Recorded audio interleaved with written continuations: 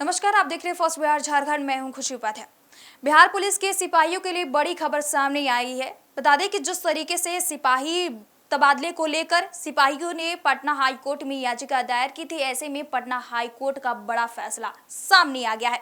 बता दें कि एक साथ बिहार सरकार ने सिपाहियों का तबादला कर दिया था, जिसके बाद सिपाही काफी दिनों से नाराज चल रहे थे। ऐसे में उन्होंने पटना हाई कोर्ट में याचिका दायर की थी। ऐसे में अब पटना हाई कोर्ट का उस पर बड़ा फैसला सामने आ गया है। साफ तौर पर बता दें कि बिहार सरकार ने 19,858 सिपाहियों का एक साथ तबादला कर दिया था। उस पर अब पटना हाई कोर्ट का बड़ा फैसला सामने आ चुका है।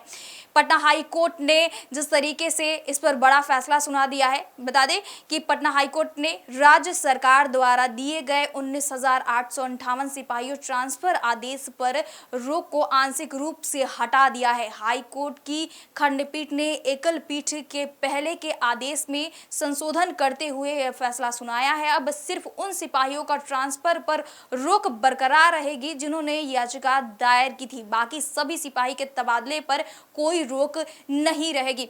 5 मई को बिहार सरकार ने एक साथ लगभग 19,858 पुलिस सिपाहियों का एक जिले से दूसरे जिले तबादला कर दिया था। इस निर्णय को लेकर कई सिपाही ने नाराजगी जताई थी और ऐसे में अदालत में याचिका दायर की थी, जिसमें कहा गया कि इतनी बड़ी संख्या में तबादले बिना किसी तबादला नीति के नियमों का उल्लंघन है। इसके बाद जस्टिस राजेश वर्मा की एकल पीठ ने इस ट्रांसफर आदेश पर अस्थायी रोक लगाई थी। 22 मई को हुई सुनवाई में पटना हाई कोर्ट ने राज्य सरकार के 4 सप्ताह भीतर जवाब हलफनामा दायर करने को कहा था। एक ही मामले की अलग सुनवाई 1 महीने के लिए टाल दी गई थी। याचिकाकर्ताओं ने कोर्ट में यह भी बताया कि बिहार में आखिरी बार तबादला नीति 2022 में खत्म की गई थी और उसके बाद से अब तक कोई नीति लागू नहीं हुई है। इसके बावजूद सरकार ने एक झटके में इतने बड़े पैमाने पर सिपाही का तबादला कर दिया। बता दें कि शुक्रवार को हुई सुनवाई में खंडपीठ ने याचिकाकर्ताओं की आपत्तियों को ध्यान में रखते हुए सिर्फ उनके तबादलों पर ही रोक जारी रखने का निर्णय लिया।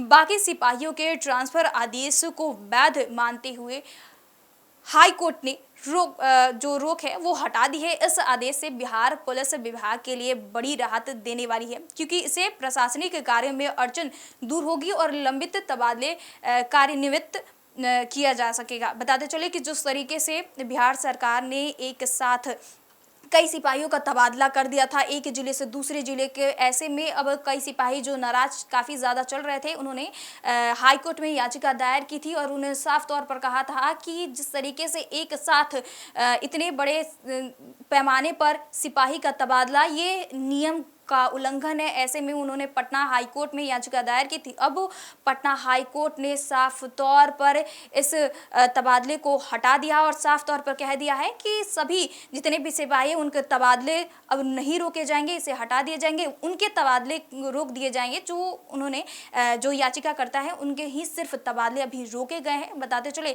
कि एक साथ बिहार सरकार ने एक जिले से दूसरे जिले 19,858 सिपाहियों का तबादला किया था। ऐसे में अब पटना हाई कोर्ट का बड़ा फैसला आ चुका है।